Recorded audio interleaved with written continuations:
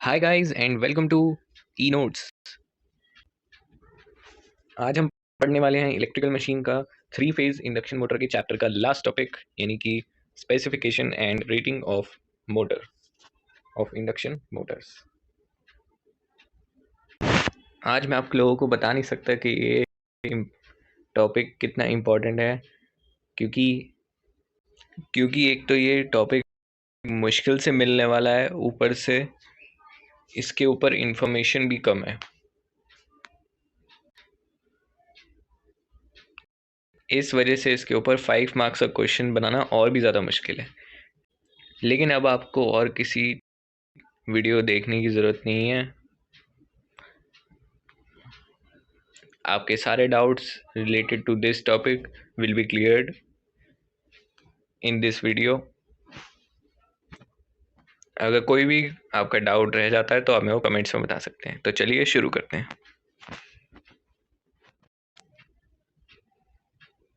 अब हम देखते हैं to construct design of the three phase induction motor की following specifications will be used. ये स्पेसिफिकेशंस इसमें यूज होती हैं, इसमें इस्तेमाल होती हैं ताकि हम थ्री फेज इंडक्शन मोटर को बना सकें।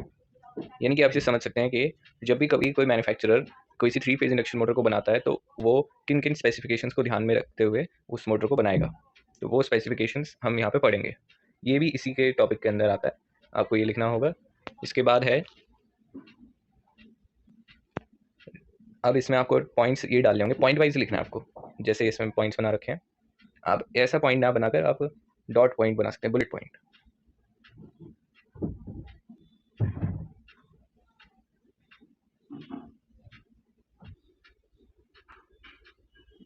तो देख लेते हैं क्या क्या पॉइंट्स हैं। रेटेड आउटपुट इन एचपी और के डब्ल्यू, फिर वोल्टेज इन वोल्ट्स, फिर एफिशिएंसी, फिर frequency, power factor, full load current, ये सब इसी में आते हैं। ये सारे पॉइंट्स इसी में आते हैं, स्पेसिफिकेशंस के अंदर आते हैं। तो ये आपकी जो मोटर होती है,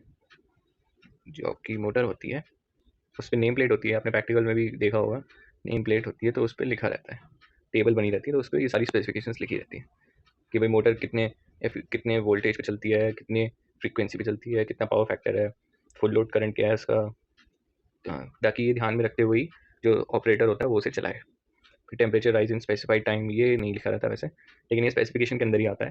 इसके बाद prompt size if specific, frame size, sorry frame की स्पेलिंग गलत हो गई, FRAME, फ्रेम फ्रेम साइज अगर स्पेसिफिक है तो, सिंगल फेज है या थ्री फेज है, डेल्टा कनेक्टेड है या स्टार कनेक्टेड है, बेस स्पीड है या क्लास ऑफ इंसुलेशन है।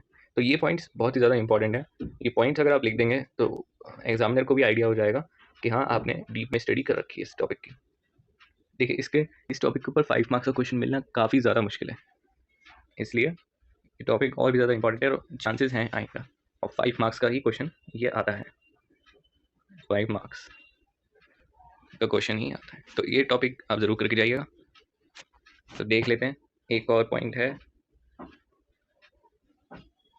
If the motor is design to be operated on more than one voltage और at more than one speed by reconnecting the winding, a connection diagram is also given. तो connection diagram होता है अगर कभी कोई किसी ज़्यादा स्पीड पे या फिर हम कोई वाइंडिंग को रिकनेक्ट कर देते हैं तो उसका कनेक्शन डायग्राम भी होता है, तो वो भी देता है मैन्युफैक्चरर, कभी कभार नहीं भी देता है।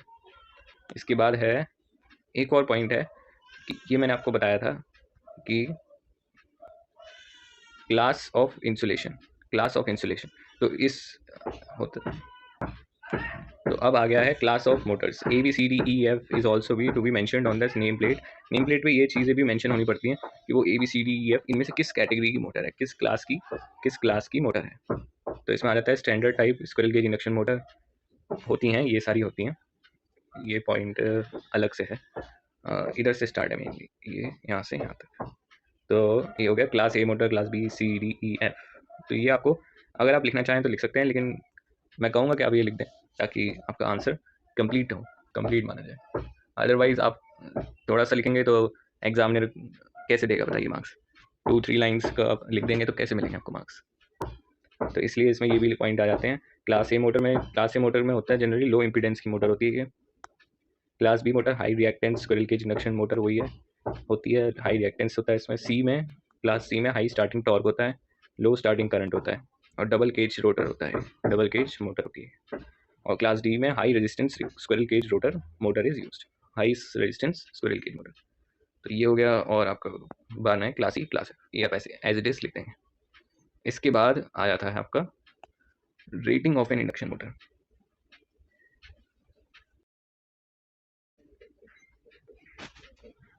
तो rating of an induction motor हो या specification of an induction motor, दोनों कॉमनली एक ही बात है, एक ही समझ सकते हैं।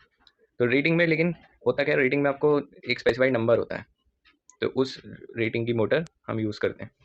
जैसे कि रेटिंग में आ जाता है आपका, रेटिंग में आ जाता है IPH यानी कि फेज, करंट पर फेज इन एम्पियर्स। तो जो फेज होता है, जो हमारे फेज होते हैं, 3 फेज होते हैं, ये RYB। तो करंट हर एक में क्या है वो हम इससे पता लगाते हैं। इसके बाद है diameter of the stator core in motor. Stator core का क्या डायमीटर है, या फिर फ्लक्स पर पोल in air gap.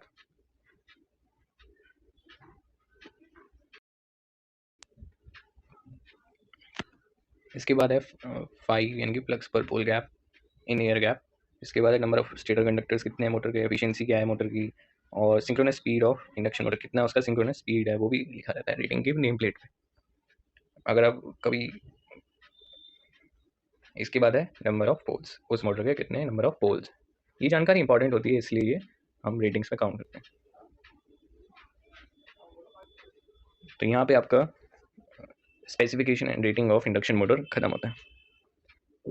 I hope आपको ये वीडियो अच्छा लगा होगा। अगर आपको ये वीडियो अच्छा लगा तो आप इसे लाइक कीजिए, शेयर अपने दोस्तों में कीजिए, और सब्सक्राइब मेरे चैनल को कर सकते हैं आप, ताकि आने वाले और ज़्यादा इंपॉर्टेंट टॉपिक्स की आपको वीडियो की नोटिफिकेशन मिल सके। एंड आई नो, मुझे पता है कि ये टॉपिक्स काफ़ी मुश्किल हैं, काफ़ी मुश्किल से ये समझ में आते हैं, लेकिन मैं आपको ये बताना चाहता हूँ कि अगर आप मुश्किल टॉपिक याद नहीं करेंगे और इस मुश्किल टॉपिक को आप एग्ज़ाम में नहीं लिख के आएंगे, वही आसान रटी रटाई लैंग्वेज को लिख देंगे खाली, तो फिर आपको मार्क्स कैसे देगा एग्जामिनर। एग्जामिनर को भी तो थोड़ा आंसर में थोड़ा रेलेवेंस, थोड़ा अच्छा आंसर चाहिए, जब भी तो वो आपको मार्क्स देगा। आप एग्ज़ाम में छोटे छोटे पॉइंट ही याद करके चले जाएंगे, जैसे कि ये जो मेन पॉइंट्स हैं, ये आप अगर याद करके चले जाएंगे, जैसे ये आपको हर जगह मिल जाएंगे, सॉरी यहाँ तक मिल जाएंगे, चलिए बाई चांस मान लिया यहाँ तक भी मिल गए, तब भी सफिशिएंट नहीं होगा, क्योंकि ये पॉइंट्स पे आप भले ही बड़ा चढ़ा के गैप दे दे के लिख लेंगे, लेकिन उस एग्जामिनर को क्या चाहिए, एग्जामिनर को चाहिए इन्फॉर्मेशन, अलग अलग इन्फॉर्मेशन, अलग अलग पॉइंट्स होने चाहिए, और पॉइंट वाइज ऐसे लिखना चाहिए ABCD, या फिर ये भी नहीं है तो कम से कम ऐसे, कम से कम कुछ ऐसे लिख सकते हैं आप, जैसे motor is design to be operated. तो ये सारे पॉइंट्स आपको मेरे चैनल पे मिलेंगे। तो इसलिए भी आंसर राइटिंग एक बहुत ही इंपॉर्टेंट स्किल है जो आपको सीखनी चाहिए। यही आ जाते हैं। इसके बाद क्या बोलते हैं, आपने ये सीखा फिर कि IPH D फाई, इन सब के आपने बताया कि रेटिंग्स असल में क्या है, रेटिंग्स इंडक्शन मोटर की कैसी होती हैं।